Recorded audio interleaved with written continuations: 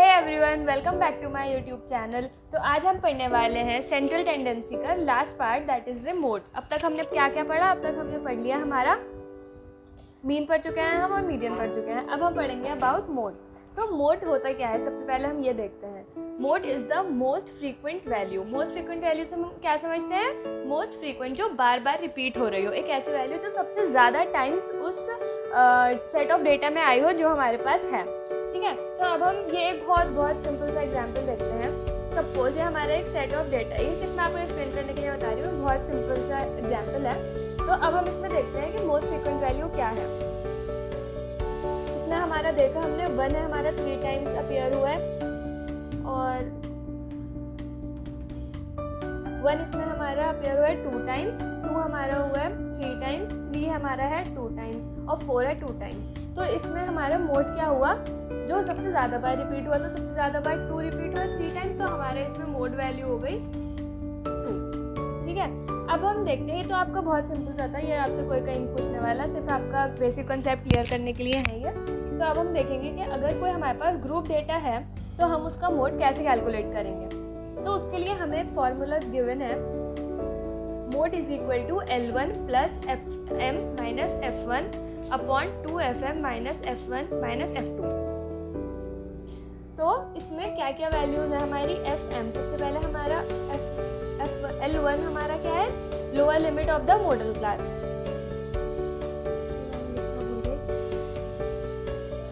Lower limit of model class. ठीक है, उसके बाद हमारा है FM, क्या है हमारी? Frequency of model class. फिर है हमारा F1, frequency preceding model class, मतलब जो हमारी भी मॉडल क्लास की फ्रीक्वेंसी है उससे बस जस्ट पीछे वाली फ्रीक्वेंसी। और F2 क्या है हमारी? फ्रीक्वेंसी सक्सीडिंग मॉडल क्लास, मतलब जो हमारी मॉडल क्लास की फ्रीक्वेंसी है उससे जस्ट बाद वाली। एंड हमारा उसके बाद आ गया C, जो कि हमारा है क्लास डिफरेंस, यानी कि हमारे जो ग्रुप डेटा है उसके बीच में कितना डिफरेंस है। तो अब हम देखते हैं, अगर हमारे पास एक ग्रुप डेटा प्रेजेंट है तो हम उसका मोड कैसे फाइंड आउट करेंगे। तो सबसे पहले हमारा ये है हमारा X, यानी कि हमारा ग्रुप डेटा, और ये है हमारी फ्रीक्वेंसीज। अब हम सबसे पहला हमारा काम ये होगा कि हम इसमें से ये फाइंड आउट करेंगे कि हमारा इसमें मोड क्लास क्या है। तो सबसे ज़्यादा फ्रीक्वेंट क्लास हमारी ये है 4250, तो ये हमारी हो गई मॉडल क्लास। ठीक है, अब हम देखेंगे कि जो फॉर्मूला में हमें वैल्यूज रिक्वायर्ड है, अब हम वो फाइंड आउट करेंगे। तो सबसे पहले हमें क्या चाहिए? L1, यानी कि lower limit of model class, तो यह है हमारी 40, तो ये हमारी हो गई 40। अब हम देखेंगे FM, यानी कि फ्रीक्वेंसी ऑफ मॉडल क्लास, तो ये कितनी हो गई? 27। फिर हमारी रिक्वायरमेंट है F1, यानी कि फ्रीक्वेंसी प्रीसीडिंग मॉडल क्लास, तो F1 हमारी हो गई 20। फिर हम देखेंगे सक्सीडिंग मॉडल क्लास, यानी कि F2, तो वो हो गई हमारी 15। और फिर हम देखेंगे C, यानी कि हमारा क्लास डिफरेंस, तो क्लास डिफरेंस कितना है? हमें खुद दिख रहा है 10 का। ठीक है, अब हम ये वैल्यूज फॉर्मूला में जब पुट करेंगे तो हमें मिल जाएगा मोड इक्वल टू L1 कितना है? 40, FM 27 माइनस F1 कितना है? 20 divided by 2 into 27 minus F1 कितना है? 20 माइनस 15। तो जब हम इसको सॉल्व करेंगे तो हमें मिलेगा 43.6। तो ये हो गया हमारी कि हम कैसे एक मोड फाइंड आउट करेंगे ग्रुप डेटा का। अब हम एक और एग्जांपल देखते हैं कि हमारे पास फिर से ग्रुप डेटा प्रेजेंट है और हमारे पास फ्रीक्वेंसी गिवन है। अब हम इसका मोड कैसे फाइंड आउट करेंगे? हम एक सिंपल सा दूसरा एग्जांपल दोबारा से सॉल्व कर रहे हैं। ठीक है, तो अब हम हमारा पहला स्टेप क्या था कि हमें क्या फाइंड करना है? Model class. तो इसमें मॉडल क्लास हमारी हो जाएगी ये, यानी कि 130 to 140 क्या हो गई है हमारी मॉडल क्लास। ठीक है, तो अब हम अपना सबसे पहले फॉर्मूला लिख लेते हैं ताकि हमें पता चल जाए कि हमें क्या क्या फाइंड आउट करना है। तो मोड हमारा क्या था? L1 plus FM minus F1 upon 2FM। ठीक है, ये था हमारा मोड का फॉर्मूला। अब हम देखते हैं हमें क्या क्या चाहिए, यहाँ पे लिखेंगे, हमें याद रखें कुछ। तो L1 हमारा हो गया lower limit of model class, यानी कि 130। फिर हमें चाहिए FM, frequency of model class हमारी हो गई 43। F1 frequency preceding model class हो गई हमारी 38। F2 frequency succeeding model class हो गई हमारी 28।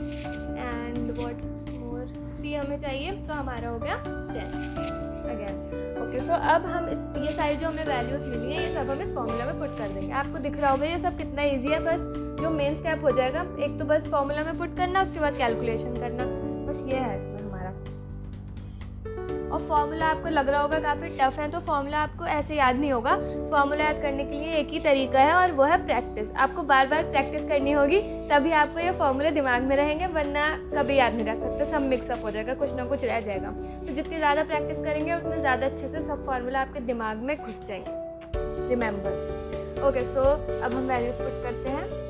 130 प्लस FM है हमारा 43 माइनस 38 2 इंटू FM हमारा है 43 माइनस 38 माइनस 38। अब हम इसे सॉल्व करते हैं। 130 प्लस ये हो जाएगा हमारा 60।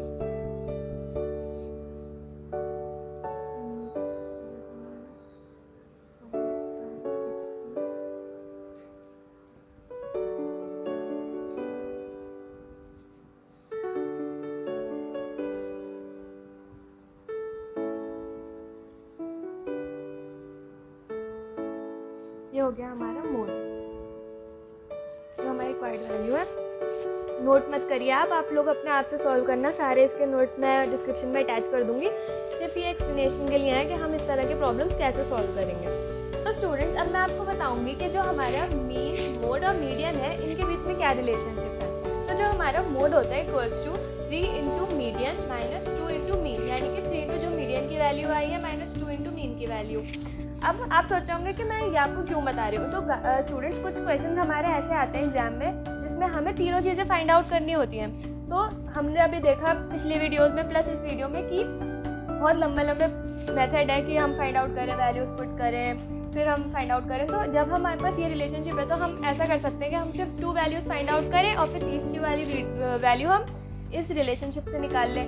या फिर हम ऐसा कर सकते हैं, ये इसलिए भी हम यूज़ कर सकते हैं कि हम जब हमारे पास तीनों आंसर्स आ जाएं तो हम इसको चेकआउट भी कर सकते हैं। तो ये कुछ रीज़न्स हैं जिसकी वजह से हमें ये रिलेशनशिप याद करना चाहिए, मतलब दिमाग में अपने रखना चाहिए, ताकि हमारे एग्जाम में कोई गलती नहीं हो। तो बस ये सब था about your central tendency, about your mean, mode, median, उसके फॉर्मूले प्लस उसके कुछ क्वेश्चंस। अब आप लोग खुद प्रैक्टिस करिएगा और सॉल्व करेगा, और कुछ क्वेरी हो तो बताइएगा, और जो इसके नोट्स हैं वो डिस्क्रिप्शन में मेंशन है बिलो।